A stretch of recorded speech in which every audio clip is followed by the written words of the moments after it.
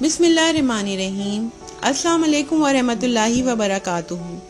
उर्दू कवायद में आज हमारा मौजू है तख्लीकी लिखाई। तख्लीकी लिखाई का मतलब किसी भी उन्वान को अपने अल्फाज में तहरीर करना। तख्लीकी लिखाई के लिए हमें किन अहम नुकात को मद्देनज़र रखना पड़ता है, आइए मज़ीद मालूमात हासिल करते हैं।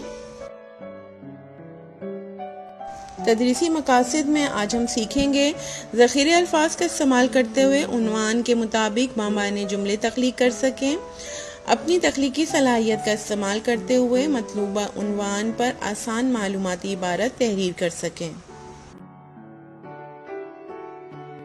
तख्लीकी तहरीर के बुनियादी उसूल, यानी जो भी उन्वान आपको दिया जा रहा है उसके तख्लीकी जुमले तहरीर करने से पहले आपको किन अहम नुकात के बारे में मालूम होना ज़रूरी है, वो ये हैं। नंबर 1, मौजू का बतौर मुताला कीजिए, यानी जिस मौजू के बारे में आप लिख रहे हैं उसके बारे में आपकी मालूमात वसी होनी चाहिए। मौजू के बारे में सोचना और जहन में खाका तैयार करना। नुकात का मौजू से ताल्लुक़ होना, यानी जो नुकात आप तहरीर करेंगे उसका मौजू से ताल्लुक़ होना बहुत ज़रूरी है। तहरीर में रब्त और तसलसल होना, यानी एक जुमले का ताल्लुक़ दूसरे जुमले में नज़र आना चाहिए। इमला की अगलात और जुमले के दुरुस्त तरतीब का ख्याल रखना चाहिए। और इख्तिताम, यानी इबारत का इख्तिताम दिलचस्प और मौसर होना चाहिए।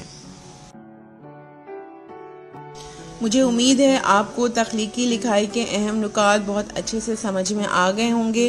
तो हम अब सरगर्मी की तरफ आ जाते हैं। सरगर्मी नंबर 1 में हमें यहाँ पर उन्वान दिया गया है हवाई सफ़र, और हमें हिदायत दी गई है कि अगर आप परिंदों की तरह उड़ सकते तो कहाँ कहाँ सैर करने जाते।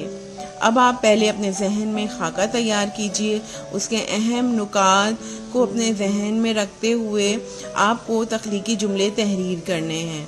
और जैसा कि आप पहले पढ़ चुके हैं, एक जुमले का ताल्लुक़ दूसरे जुमले में नज़र आना चाहिए और जुमलों में जो कि अगलात पर तवज्जो दीजिएगा और इसका इख्तिताम दिलचस्प और मौसर होना चाहिए। तख्लीकी लिखाई सरगर्मी नंबर 2 में हमें उन्वान दिया गया है मेरी मर्ज़ी का एक दिन। हिदायत है, अगर एक दिन आपको अपनी मर्ज़ी का मिल जाए तो आप क्या करेंगे। यहाँ पर आपकी रहनुमाई के लिए आपको 3 तस्वीर दी गई हैं। आप इसके अलावा भी अपना मौजू मुंतखब कर सकते हैं और उसके बारे में तख्लीकी जुमले तहरीर कर सकते हैं। तस्वीर नंबर 1 में हमें खाना पकाने की तस्वीर नज़र आ रही है। 2 बच्चे कुछ पका रहे हैं। अगर आपको ऐसा मौका मिल जाए तो आप क्या पकाना पसंद करेंगे और किसको शामिल करेंगे। इसी तरह दूसरी तस्वीर में एक बच्चा तैराकी कर रहा है। अगर आपको ऐसा मौका मिल जाए तो आप कहाँ जाके तैराकी करेंगे और किस किस के साथ जाएंगे। इसी तरह से तस्वीर नंबर 3 में मुसव्वरी नज़र आ रही, 2 बच्चियां तस्वीर कशी कर रही हैं। अगर आपको ऐसा कोई मौका मिल जाए तो आप क्या तस्वीर बनाना पसंद करेंगे और किसको अपने साथ शामिल करेंगे। तो ये आप इसमें से मुंतखब कर सकते हैं। अपनी मर्ज़ी की भी आप कोई उन्वान मुंतखब कर सकते हैं और तख्लीकी जुमले आसानी से तहरीर कर सकते हैं। तख्लीकी लिखाई सरगर्मी नंबर 3 में आपको उन्वान दिया गया है मेरा पसंदीदा मशगला, और हिदायत दी गई है कि मुदज्जज सवालात की मदद से उन्वान के मुताबिक आसान मालूमाती इबारत तहरीर कीजिए।